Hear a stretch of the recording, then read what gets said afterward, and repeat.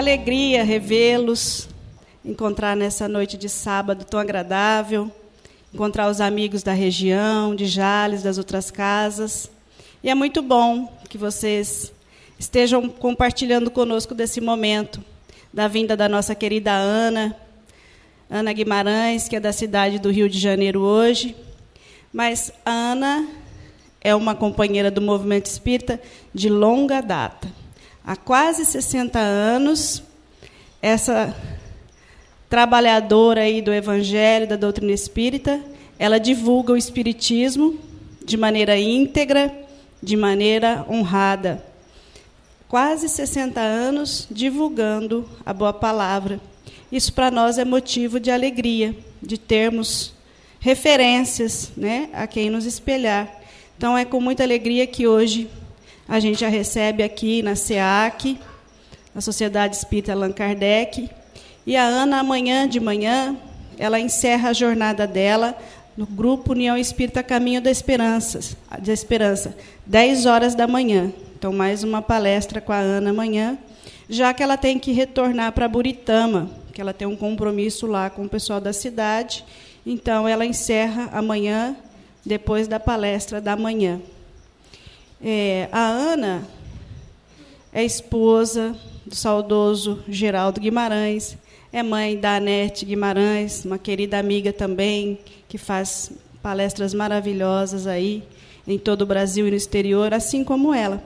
Então, para nós, é muito bom contar mais uma vez com a presença dela. Lembrando que essa é uma promoção da USA Intermunicipal de Jales, que tem a alegria de contar com a presença de todos vocês. Hoje nós não vamos dar os recados da casa, porque é uma noite especial, mas que vocês possam ser sempre bem-vindos ao nosso coração. Lembrando também de dar as boas-vindas aos internautas, que essa palestra vai ser transmitida pela Rede Amigo Espírita, nosso amigo José Aparecido também, presente aí nos nossos eventos. Então, que os internautas recebam o nosso abraço acolhedor e que todos nós possamos ter uma boa noite. Meus caríssimos irmãos, que nos abençoe o Senhor Jesus, que Ele nos conceda tranquilidade, harmonia, paz.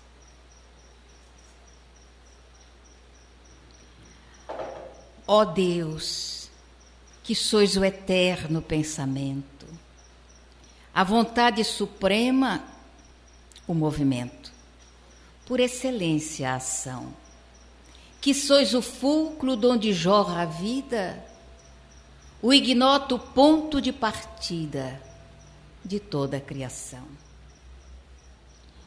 Um pequeno trecho de um poema de Hernani Santana, falando a respeito da criação, falando a respeito de Deus. E nós ficamos pensando nesse afã que tem o ser humano de destrinchar esse enigma chamado Deus. Tantos o negam, tantos o afirmam, e ninguém consegue ficar sem enunciar o nome de Deus. Não importa como, não importa em que idioma, não importa em que forma, a gente sempre se volta para Ele. E é interessante que o Espiritismo, que não é uma religião como as tradicionais, mas é uma trilogia apresentada por Allan Kardec no mês como o de agora, no mês de abril, naturalmente em meio às rosas de esperança que brotaram no coração do ínclito professor Hippolyte Léon Denisard Rivaio.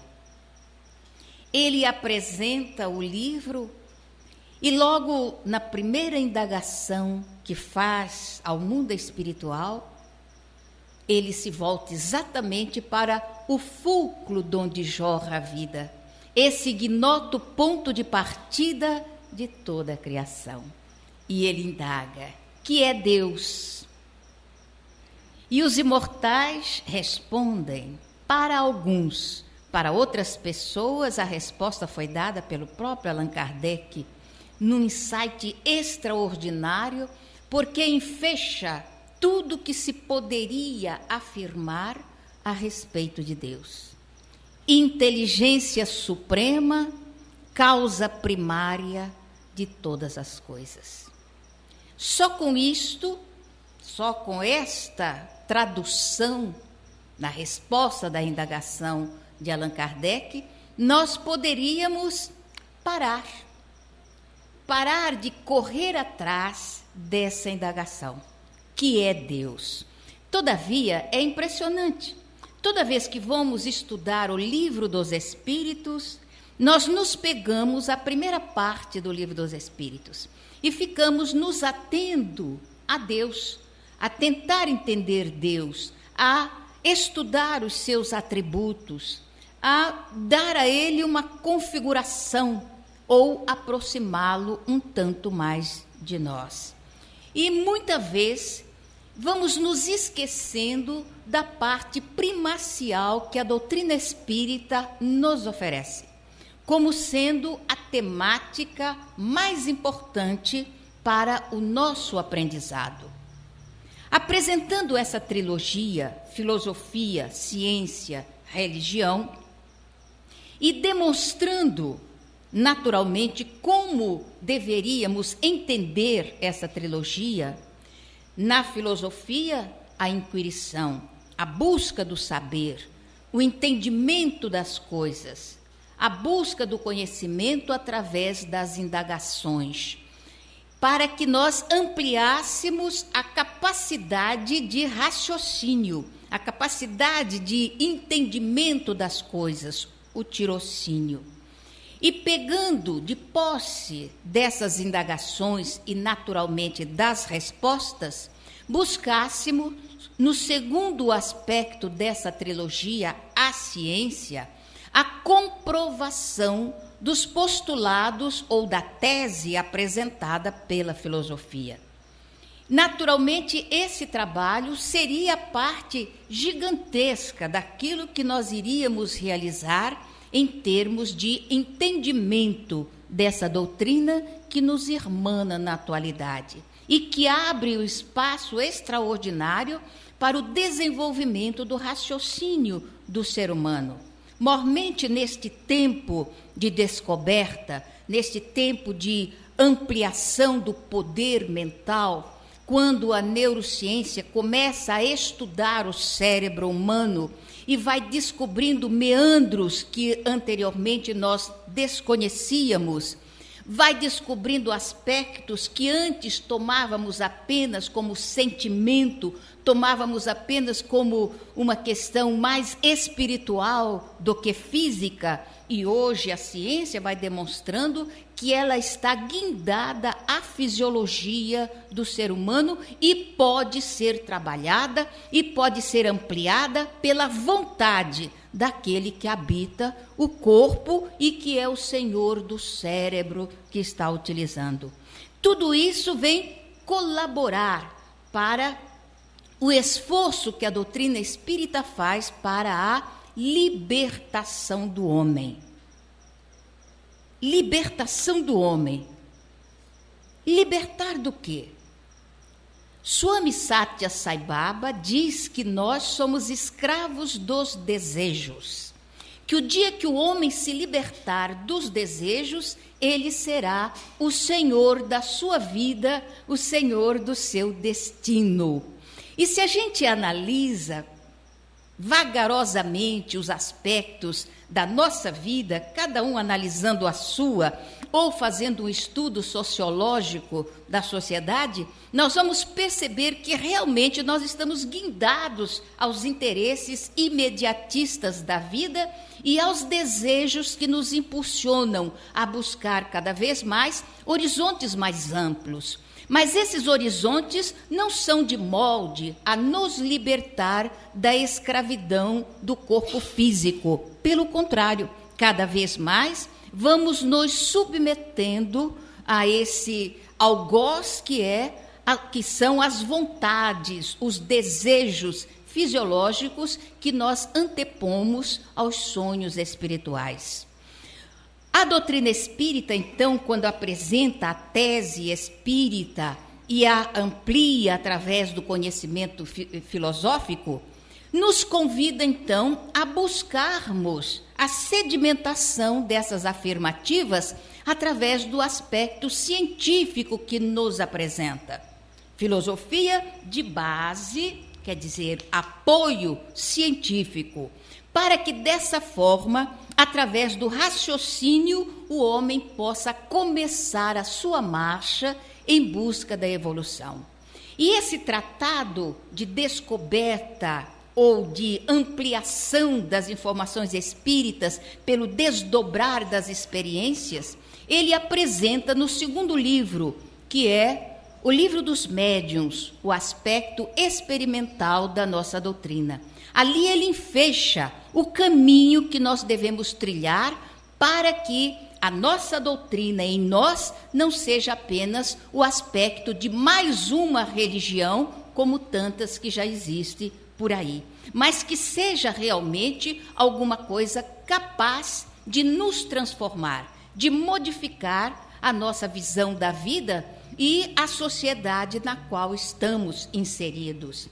E esse aspecto científico foi sobejamente estudado, desdobrado, na época em que Kardec esteve laborando e retirando as informações do mundo espiritual. Nessa época, uma pleiade de espíritos preparados para essa tarefa reencarnaram justamente na época de Kardec, para irem ampliando esse segundo aspecto da nossa doutrina.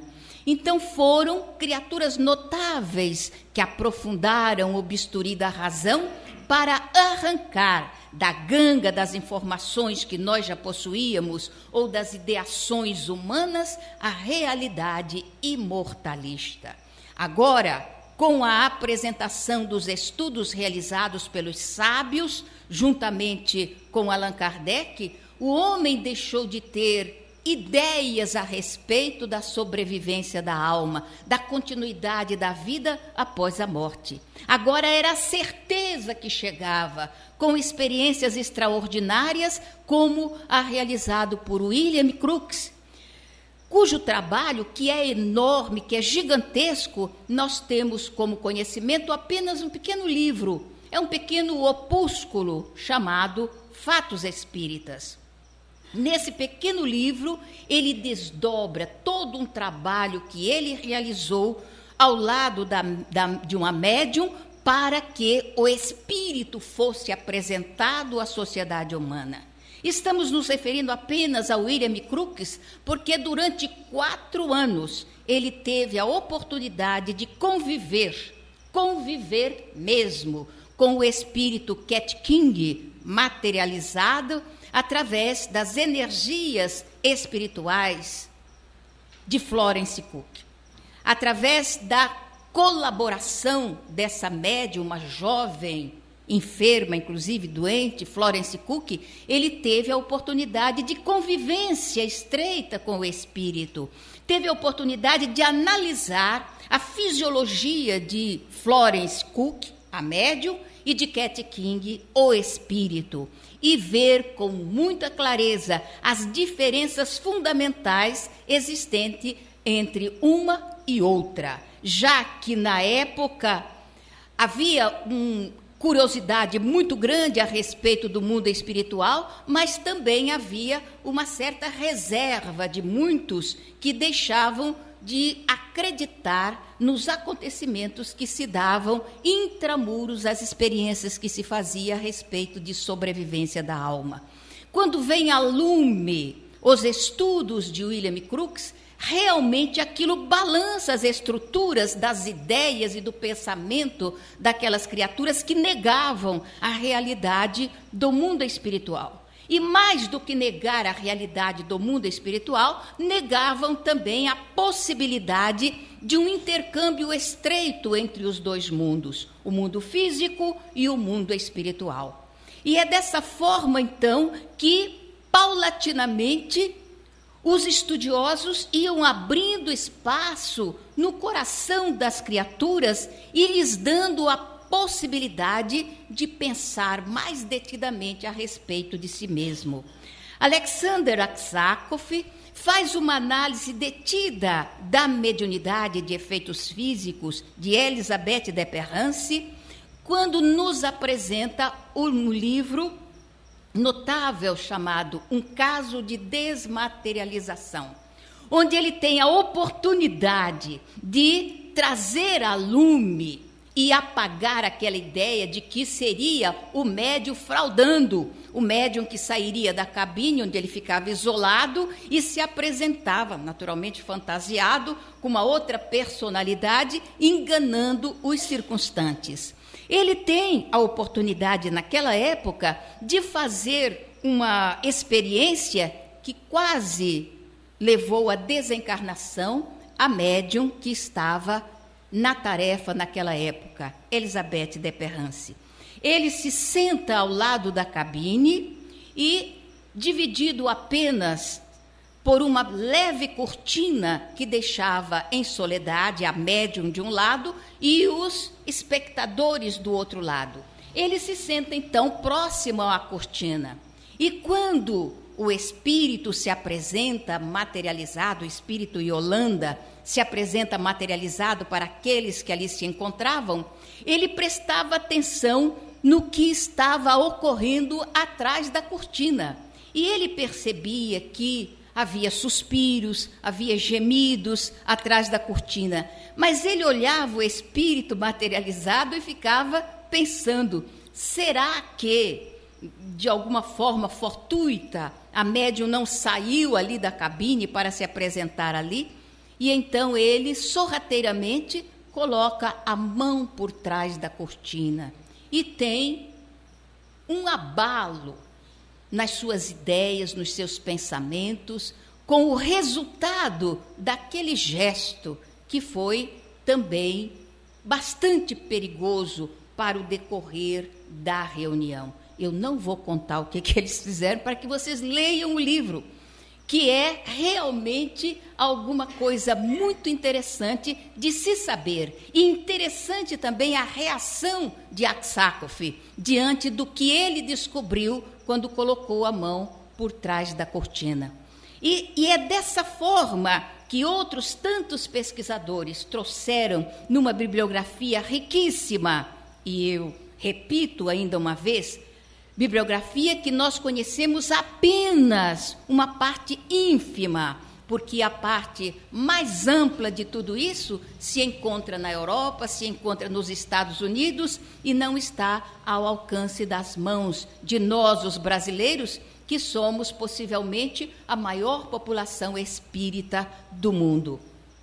Então, esse trabalho, ao qual Kardec diz ser a base da doutrina, o trabalho científico, foi desenvolvido também à sua época e nos dá subsídios para que a gente tenha consciência da nossa imortalidade, para que nós tenhamos certeza de que somos espíritos imortais. E com essa certeza, então, nós partimos para um outro aspecto das bases fundamentais da nossa doutrina, que é a reencarnação.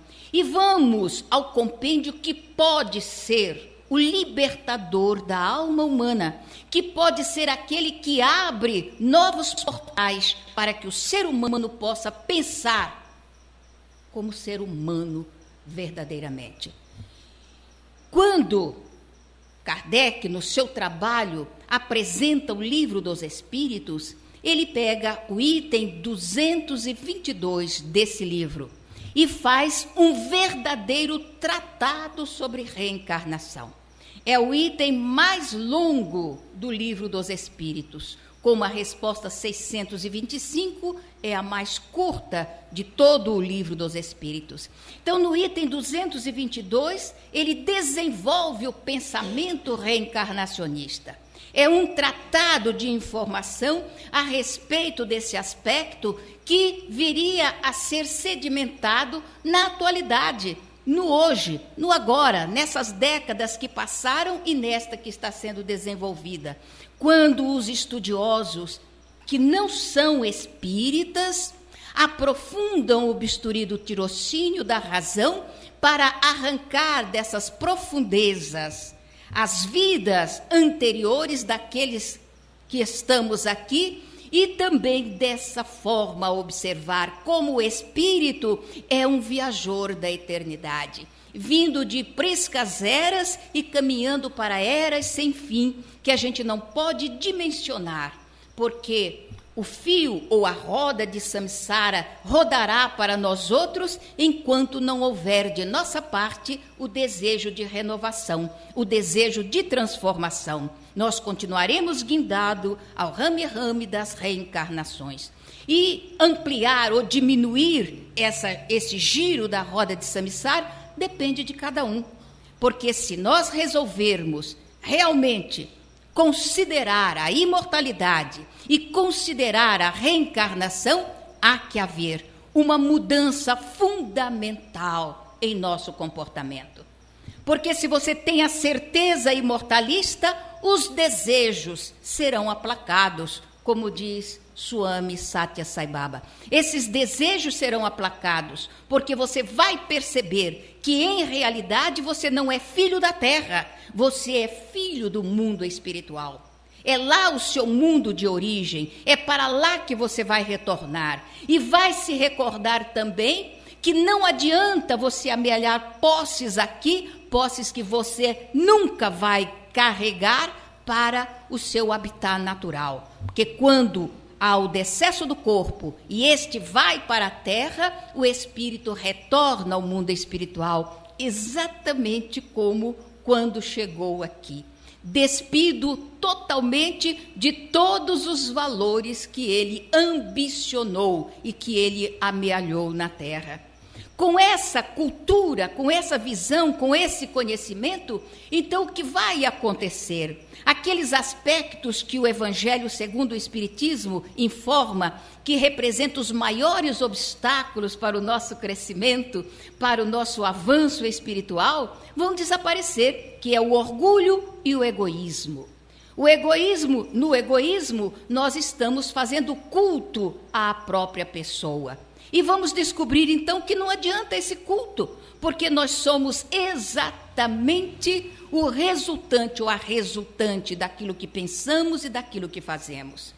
Então, se nós fazemos o bem, nós somos resultante do bem. Se nós obramos no caminho do mal, nós somos a resultante do mal. E o orgulho, que representa um empecilho tão grande à nossa jornada evolutiva e que, todavia, nos abandona quando chega o momento da desencarnação e a gente vai se despir de tudo que possuía na Terra. Não vamos levar absolutamente nada, nem títulos, nem valores, nem posição social e nem poder.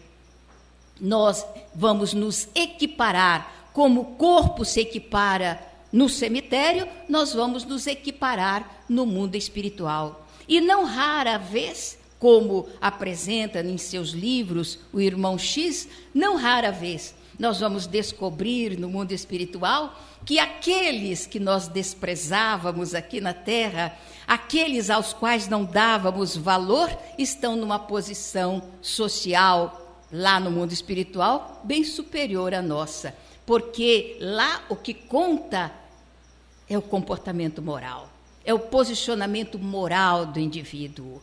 Então, essa doutrina rica, que nos foi apresentada em 1857, que é uma filosofia de bases científicas, depois que nós nos assenhoreamos desse aspecto filosófico, indagando, perguntando, conversando, discutindo, aprendendo, nós vamos passar tudo isso pelo crivo da razão no seu aspecto científico. Como já houveram outras criaturas que fizeram esse trabalho por nós, cabe-nos ir em busca desses compêndios para sedimentar a nossa fé, para sedimentar a razão pela qual escolhemos o Espiritismo como a doutrina melhor para nós outros. Sedimentando tudo isso, aí acontece o milagre tão esperado pela sociedade humana, que é o milagre da transformação. Porque com a certeza que vamos ter de que a alma é imortal, de que nós não vivemos uma única vida, virá o desejo da reforma íntima, o desejo de modificação moral. Então a gente vai descobrir, oh meu Deus, que coisa extraordinária!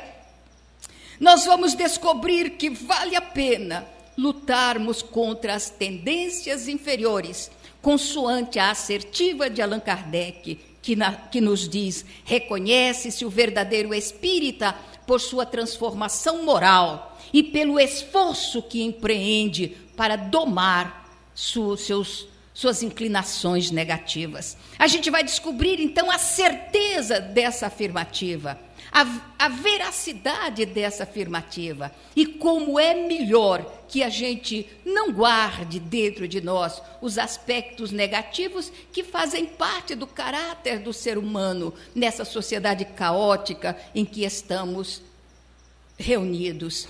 Vale a pena pensar, e é por isso que Kardec apresenta essa trilogia, porque a consequência ético-moral, comportamental que o conhecimento da doutrina nos dá é exatamente angariarmos valores da alma, e esses são imperecíveis.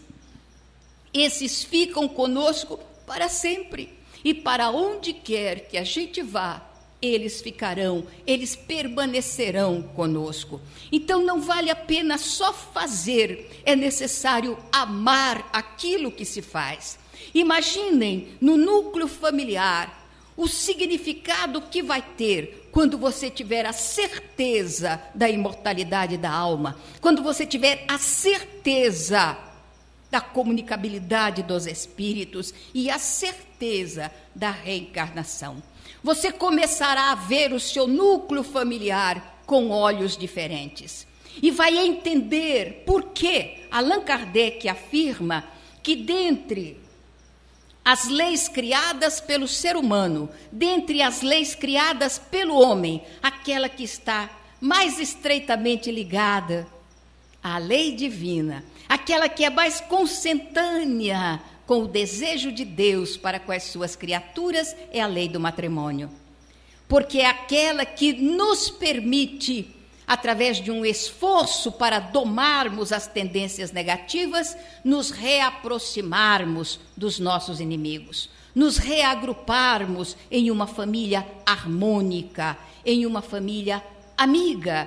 E a gente pode ver isso, nós que lemos os livros, os romances, as traduções que chegam do mundo espiritual a respeito da vida daqueles que viveram antes de nós e dos que estão vivendo e já convivendo com esse esforço para domar as tendências negativas, nós vemos como eles trabalham diante das dificuldades da convivência familiar, das dificuldades da convivência social, conseguindo ultrapassar, conseguindo vencer essas dificuldades, não através de um confronto direto, não através de lutas e contendas, mas através da própria pacificação interior. E aí a gente vai no Evangelho e vamos encontrar Jesus nas bem-aventuranças afirmando: bem-aventurados os mansos, eles possuirão a terra. E a gente fica pensando nas palavras de Jesus. E também surge uma indagação em nossa mente: por que possuir a terra? Se nós estamos exatamente laborando no sentido de abandonar a terra, deixar a terra e ganhar as coisas espirituais, ele nos promete, se alcançarmos a mansuetude, ser herdeiros da terra. E perguntamos para quê? Mas só quando a jornada vai se ampliando na terra que a gente vai entender as palavras de Jesus. Aquele que vive uma vida soberbada, aquele que vive correndo atrás de coisa nenhuma, porque os valores materiais ficam aqui. Os valores materiais pertencem à terra, não pertencem a nós, os que corremos atrás. Enquanto estamos desesperados atrás dos valores amoedados da terra, nós não conseguimos ter um espaço espiritual, um espaço na alma, no coração, para enxergarmos a herança divina que Jesus colocou em nossas mãos, quando idealizou a vida no planeta, consoante se encontra nas páginas do livro de Emmanuel, A Caminho da Luz. Quando nós analisamos que ele, o idealizador da vida no planeta, o quanto ele trabalhou no sentido de nos dar uma morada agradável, uma morada bonita, uma morada que realmente convida o homem a buscar o sentido mais profundo da vida, buscar Deus.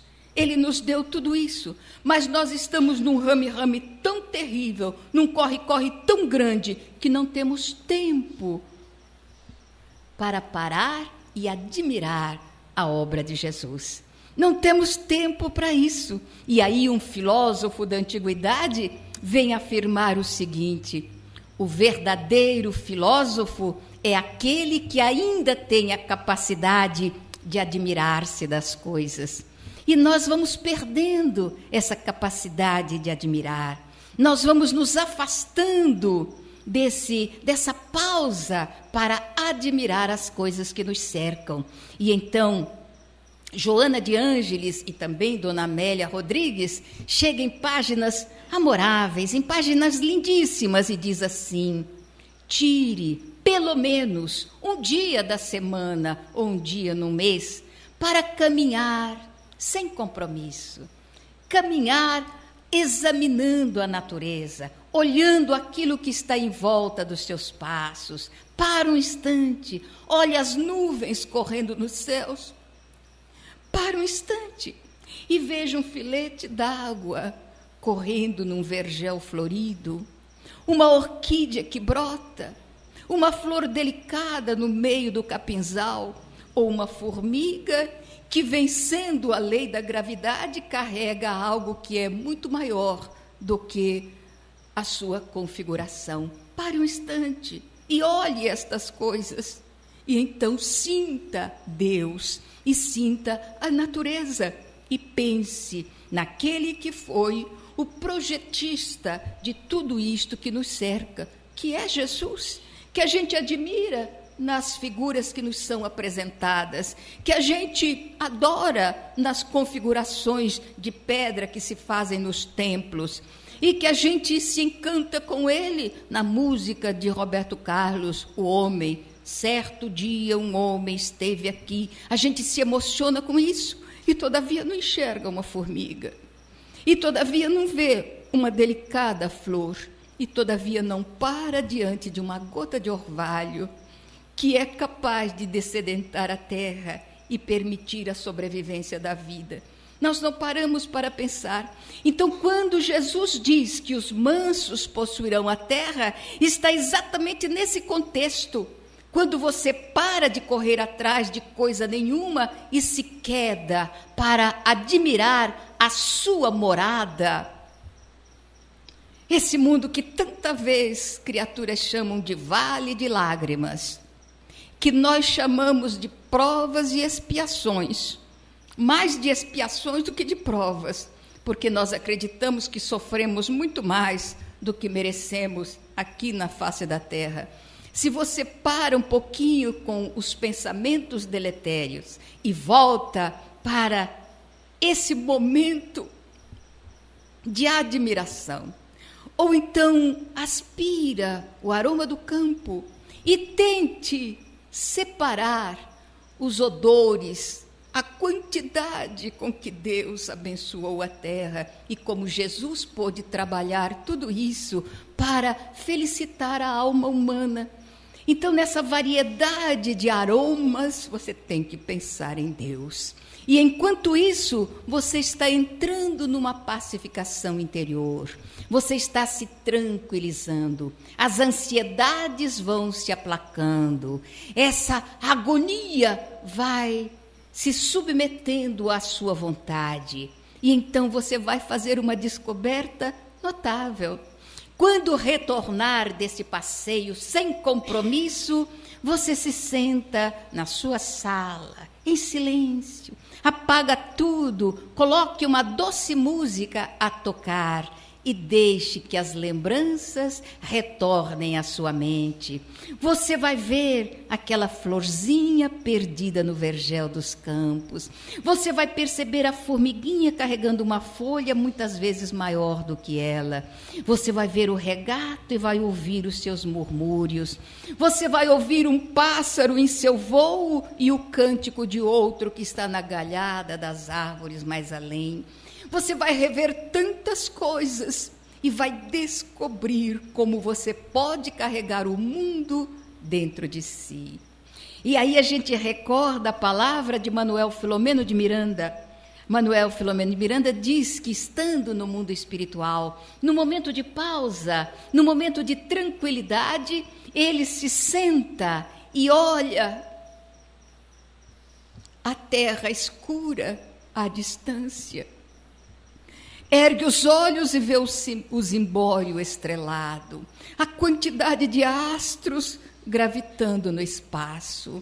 E então ele diz que por um passe, como se fosse um passe de magia, ele retorna aos idos da sua infância. E então ele se vê menino correndo descalço pelo quintal, vê as árvores frutíferas, sente o odor do fruto maduro e tem a sensação de poder estender as mãos e tocar no fruto. Sente-lhe o aroma e sente o sabor nos lábios. E então ele diz que todas as coisas lindas que o cercaram no decorrer da sua existência, ele guarda dentro de si. Aí ele diz: eu carrego comigo a terra que eu herdei de Deus. Em qualquer momento da minha vida, eu posso trazê-la à retina da memória e posso rever com os olhos da alma tudo aquilo que eu angariei no meu tempo de vivência na terra. Isto se chama paz. Isto se chama paz. Não importa os tempos que estejamos vivendo, não importa as lutas que estejamos empreendendo, quando temos a mansuetude dentro de nós, temos conosco igualmente a paz. Swami Satya Sai Baba coloca na apresentação que ele faz do seu Educação em Valores Humanos, ele coloca 5 valores que são importantes para a renovação do homem. Ele coloca o amor, a paz, a justiça, a ação correta e a não violência. 5 valores: amor, paz, justiça, ação correta e não violência. Então ele coloca esses valores como sendo primaciais para que o homem possa se investir desses valores para ser feliz e para se libertar. Pensem nesses valores. E quando a gente pergunta às pessoas qual seria o valor pelo qual iniciaríamos o nosso processo de educação em valores humanos, normalmente as pessoas dizem o amor. Temos que começar pelo amor. Ou então, temos que começar pela paz. São os 2 valores mais votados pelas pessoas, regra geral. Todavia, não é isso que diz Sai Baba em sua Educação em Valores Humanos. Nós vamos descobrir com o pensamento de Swami que amor não se conquista. Amor não é alguma coisa pela qual se lute para se conquistar, para trazer até nós. A paz, igualmente, não se conquista como se fosse um troféu de guerra. a justiça igualmente. Então ele diz o seguinte: para iniciarmos o processo de educação em valores humanos, começamos pela ação correta. Muita gente acha que é pela não violência. Como nós vamos trabalhar a não violência? Da forma que temos feito até hoje, é violência contra violência. E isso não leva a nada. Nós não batalhamos, não trabalhamos contra a violência, porque se nós vamos contra, há que haver um choque. E se houver choque, é violência também. Então ele fala sobre ação correta, que é muito pouco votado pelas criaturas. Então, a ação correta é o trabalho que o ser humano faz consigo mesmo. Não vai ao encontro de outras pessoas, nem vai de encontro a outras pessoas. Ele vai consigo mesmo. É um trabalho interior. Aliás, um pastor escreveu um livro extraordinário chamado Em Meus Passos, que faria Jesus? Foi um convite feito a uma pequena comunidade, uma cidadezinha, para que, antes de qualquer atitude que alguém fosse tomar, parasse, orasse e pensasse: eu tenho que jogar esse copo no chão. Devo ou não devo fazê-lo? Se fosse Jesus que estivesse aqui, qual atitude ele tomaria? Ele jogaria o copo no chão ou se absteria dessa atitude? Então, todos na cidade deveriam, qualquer circunstância, eu preciso disciplinar o meu filho, pretendo dar-lhes umas 3 palmadas. Aí para e pensa: no meu lugar, o que faria Jesus? Ele iria disciplinar assim ou não? Então, em qualquer circunstância em que tivéssemos alguma dúvida, pensar nos meus passos, o que faria Jesus? E houve uma verdadeira revolução em toda a cidadezinha, depois que começaram a pensar dessa forma.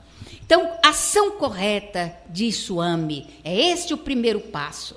Então, diante da circunstância em que tenhamos dúvida a respeito de que ação ou de que atitude devamos tomar, pensemos: no meu lugar, o que Jesus faria?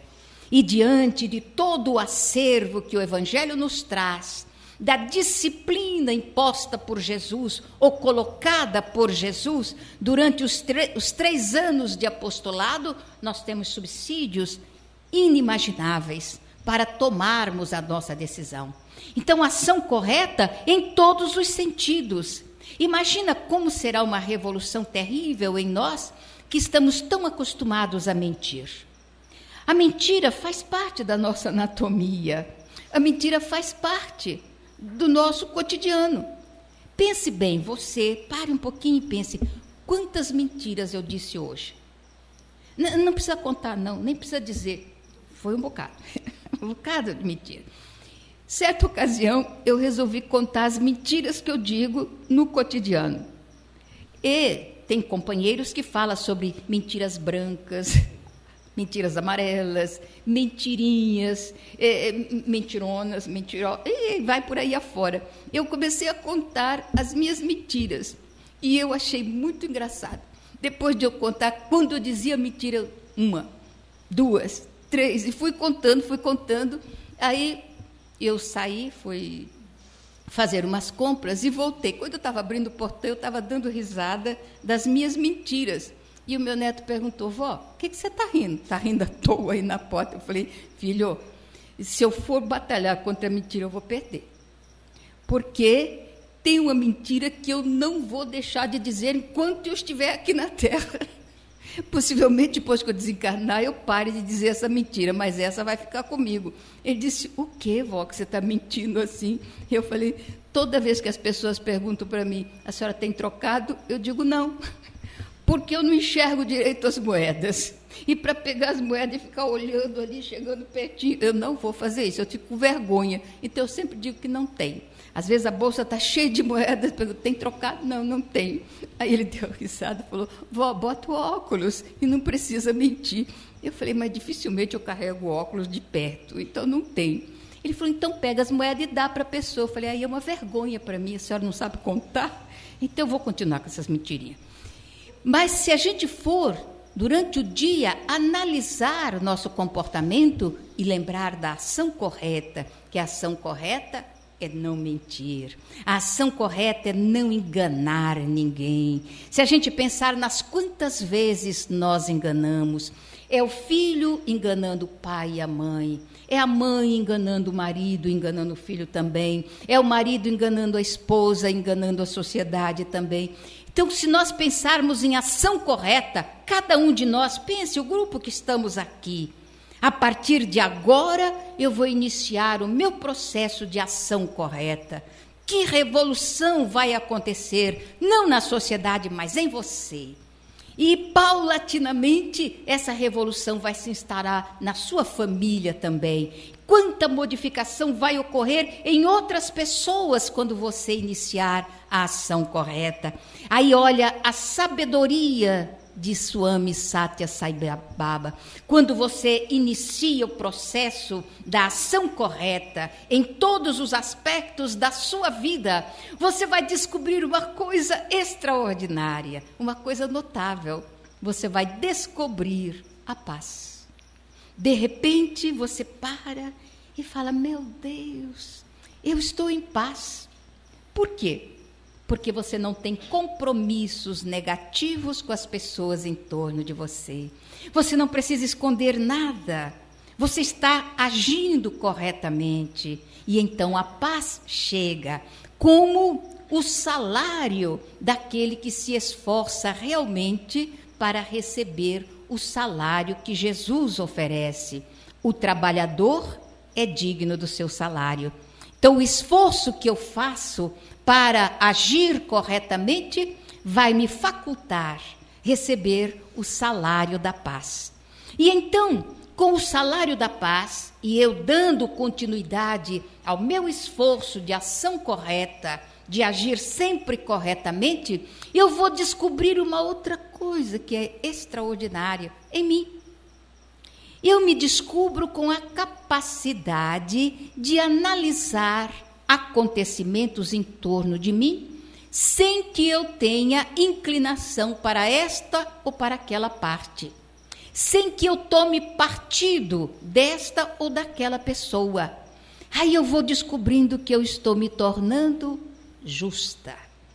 A justiça, porque na ação correta eu não posso optar pelo meu filho, pela atitude do meu filho, em detrimento à atitude de outra pessoa. Eu não posso optar por um familiar meu em detrimento às outras criaturas. Eu vou aprender aquilo que está no segundo mandamento da lei apresentado por Moisés: amar o próximo como a si mesmo. Com a justiça, eu vou aprendendo que eu preciso querer bem ao próximo, como eu quero bem a mim, como eu quero bem ao meu filho, ao meu pai, à minha mãe, aos meus irmãos. Eu tenho que querer bem as pessoas, porque dessa forma eu serei justa nas minhas atitudes. Então observem que não é necessário uma revolução, não é necessário uma luta para alcançarmos a paz. Basta que hajamos corretamente. Basta que tenhamos atitudes harmônicas com a lei de Deus.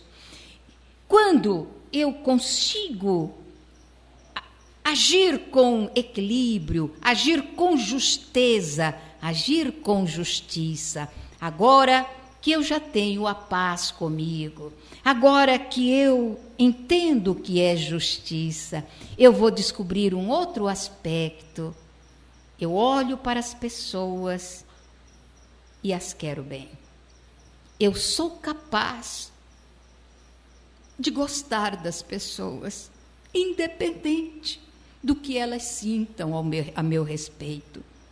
Porque eu, com a ação correta, ampliei a minha capacidade de tirocínio e eu me sinto filha de Deus. E se eu me sinto filha de Deus, eu descubro que você também é filho de Deus, que vocês também são filhos de Deus. E com essa descoberta, eu vou descobrir também que o posicionamento dos meus irmãos consanguíneos é transitório, passa. Mas o meu posicionamento de irmã de vocês não vai passar nunca, nunca. Porque em qualquer circunstância nós somos filhos do mesmo Pai. E é essa descoberta que vai nos elevar a um outro padrão de conhecimento. Nós vamos descobrir o quanto Jesus tinha de certeza e de veracidade nas suas afirmativas. Nós vamos descobrir que não existe violência em nós, nenhuma. E aí, se alguém nos agredir na face direita, nós vamos olhar para esse alguém sem revolta, sem reação, não violência, sem nenhuma atitude contrária a essa criatura, ação correta, e vamos perguntar a ele: se eu errei, aponte-me o erro, mas se eu não errei, por que me bates? A atitude de Jesus. Então, a descoberta: não existe violência em mim, porque eu iniciei o meu processo de evolução, mudança para melhor, com a ação correta, em todos os sentidos. Se eu estou em casa, tem lá os meus irmãos, eu tenho aquela irmã que guarda os docinhos dela, tudo na gaveta, para ninguém pegar, e na hora que ela não está, e por acaso ela esqueceu a porta aberta, então eu vou lá, abro a gaveta para tirar um docinho, nessa hora eu me lembro, eu sou espírita, e estou trabalhando para a ação correta. É correto eu tirar sorrateiramente o docinho da minha irmã? Não façais aos outros aquilo que não gostaria que os outros vos fizessem. A gente ouve Jesus falando, então tira a mão da gaveta, vai saindo de fininho, fecha a porta e fica feliz. Pelo menos deixou de angariar algumas calorias e não vai engordar tanto. Já é um ganho também. Nós sempre levamos vantagem quando aplicamos a ação correta. Sempre há uma vantagem no ser humano, no aplicativo das coisas positivas. E em tudo nós podemos fazer uma associação com o Evangelho. Se alguém vos bater na face direita, apresente a outra. A priori, sem que haja um entendimento das coisas, isso é impossível para o ser humano violento, para aquele que está acostumado a não levar desaforo para casa. Que coisa triste que é isso, né? Não levo desaforo para casa. E eu ouvi um pai, certa ocasião, dizendo: o meu filho chegou em casa com o rosto machucado porque apanhou. Eu falei: ai, coitadinho. Coitadinho nada, dei-lhe uma surra e falei para ele: outra vez que você chegar apanhado em casa e não tiver batido no outro também, você leva outra surra. Eu disse: isso é muito bom, é excelente, porque a gente deve insuflar a violência. Quanto mais violência na terra, melhor para nós, porque cada vez que a violência aumenta, a gente vai aumentando também a capacidade daqueles que descobrem coisas. Já descobriram aqueles fios eletrizados, eletrificando as coisas, descobriram cadeado, já descobriram corrente, e vão descobrindo cada vez mais coisas para a gente se fechar mais e ficar mais preso. Ele ficou olhando e falou: dona Ana, você está dizendo de verdade? Eu falei: é de verdade, é o estímulo à criatividade das pessoas e também um estímulo para que o seu filho amanhã possa ir para a cadeia e ficar bem preso atrás daquelas barras fortes de ferro, com aqueles soldados assim, bem carregados de armas que foram descobertas por causa da violência. Ele falou: chega, acabou, deixa o menino apanhar à vontade. Também não é assim, né? Deixá-lo apanhar, mas não insuflar a violência nas criaturas. A gente fala em não violência e agride a esposa em casa com palavras duras, com palavras ferentes. A gente fala de não violência e quanta violência contra o marido que tropeçou, que caiu, quando nós o agredimos, quando maltratamos ou quando agredimos os nossos filhos, humilhando-os, maltratando-os, Quanta violência na intimidade do lar. E aí é a hora que a gente tem que parar para pensar: ó meu Deus, nós choramos porque Jesus foi agredido, foi chicoteado, foi coroado de espinho e foi preso à cruz. Nós falamos a respeito dele, mas cada vez que nós agredimos um familiar, cada vez que nós maltratamos alguém, nós estamos crucificando novamente o Senhor Jesus. Então vamos começar com a ação correta para descobrirmos a paz, descobrirmos a justiça, começarmos a querer bem as criaturas, e a violência paulatinamente vai desaparecendo da face do nosso planeta, que está em transição. Em tudo, portanto, vamos dar graças a Deus, ao Senhor Jesus, por muito que nos ofereceu. E vamos começar um trabalho de entendimento maior do Evangelho, de aproximação do Evangelho de Jesus, porque, em realidade, a gente vê que em todos os aspectos da nossa vida, o que está no Evangelho está bem próximo de nós. Então, já imaginou você fazendo uma coisa errada, escondido, para que ninguém veja, e de repente você se lembra de uma passagem evangélica que diz assim: uma nuvem de testemunha vos acompanha. Você para na hora, fala: meu Deus, os testemunhos estão por aqui, então melhor que eu não faça a coisa errada, porque eles estão vendo, e em realidade estão em torno de nós, e eles trabalham a partir das nossas inclinações, tanto para o bem quanto para o mal. Se as nossas inclinações forem negativas, eles nos auxiliam a afundar cada vez mais. Se as inclinações forem positivas, eles nos ajudam a nos soerguermos, a irmos mais além. Certa ocasião eu estava no avião e estava sentada uma menininha na janela e uma senhora no banco do meio. Eu estava no banco do corredor. Aí eu ouvi a menininha dizendo: vó. E a vozinha, que estava meio cochilando, abriu os olhos e disse: o que é, minha filha? Vó, eu estou olhando, e eu ainda não vi Deus aqui no céu, vó. A gente está no céu e eu não vejo Deus. Onde Deus está? A menina perguntou. E a vozinha disse: ah, filha, essa ideia de Deus no céu é o padre que conta para a gente. Mas, na verdade, Deus não está lá. Ela falou: onde está? Ela disse: aqui, filha, no seu coraçãozinho. Você que é uma menina tão boa, uma menina tão dedicada, tão delicada, tão gentil, Deus está aí, dentro de você. A menina sorriu e falou assim: fica quietinho aí, viu, Deus?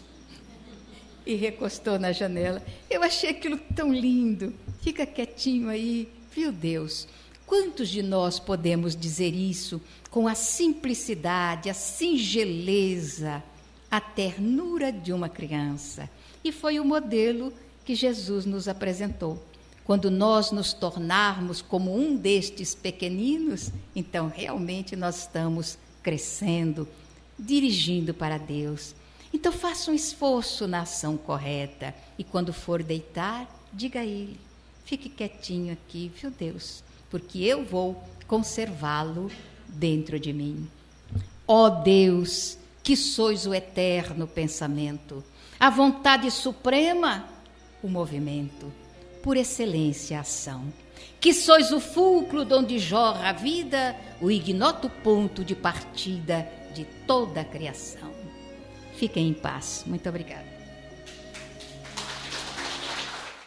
Rede Amigo Espírita, uma ferramenta de união, interação e divulgação do movimento espírita.